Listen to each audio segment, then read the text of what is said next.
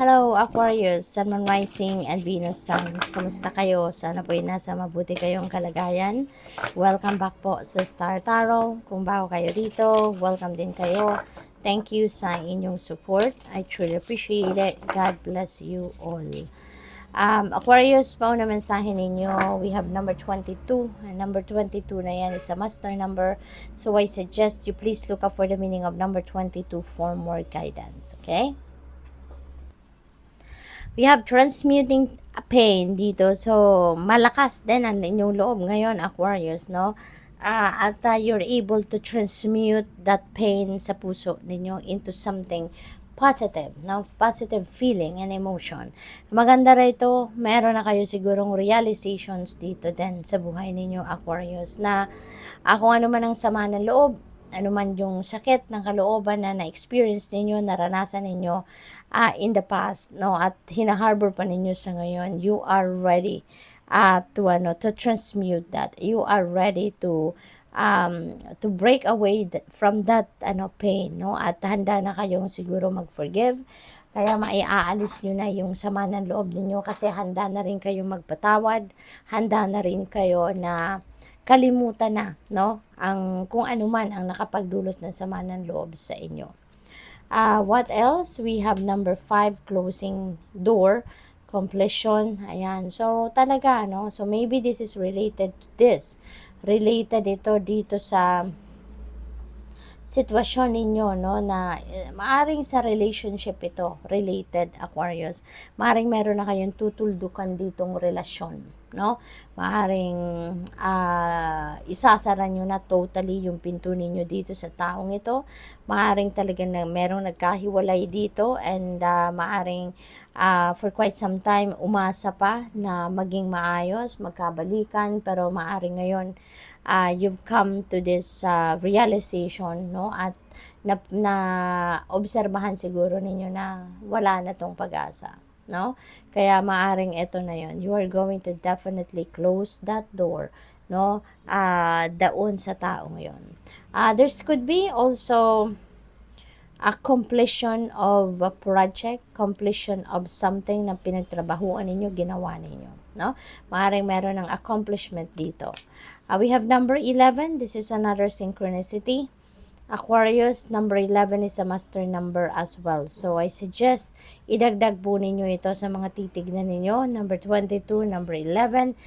Those are both master numbers, no? Kaya, pakitignan po ninyo, marami pang guidance ang makukuha ninyo kapag binasa po ninyo ang ibig sabihin ng mga yan. Meditation and stillness. Maaaring ito din ang kailangan ninyong gawin sa ngayon, no? Maaari din na since galing kayo sa, di ba, galing tayo sa Christmas season, maraming nangyari, marami tayong nakausap, marami tayong party siguro na pinuntahan, and maybe you are tired, di ba, physically, mentally, no? Kaya maaari ngayon, ito ang kailangan ninyo, mag-meditate, put yourself into stillness, magmuni-muni, magnilay-nilay muna, so that you can recharge, no?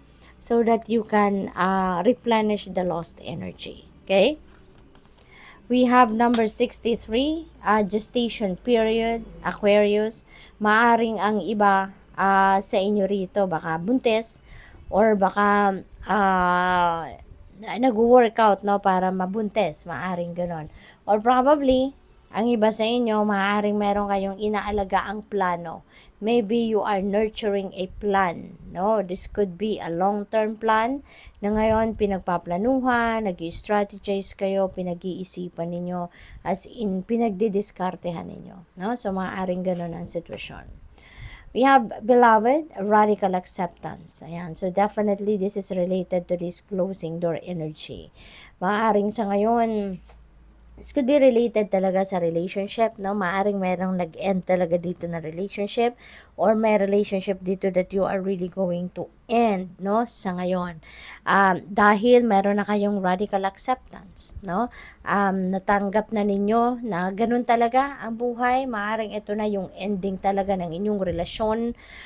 Ito na talaga yung dapat mangyari sa ngayon kasi otherwise, kung ano man ang, kung gusto ninyong maayos ito, ay sana yung mga pangyayari sa paligid ninyo ay talagang it will fall into its place, 'di ba? Pero maaring hindi.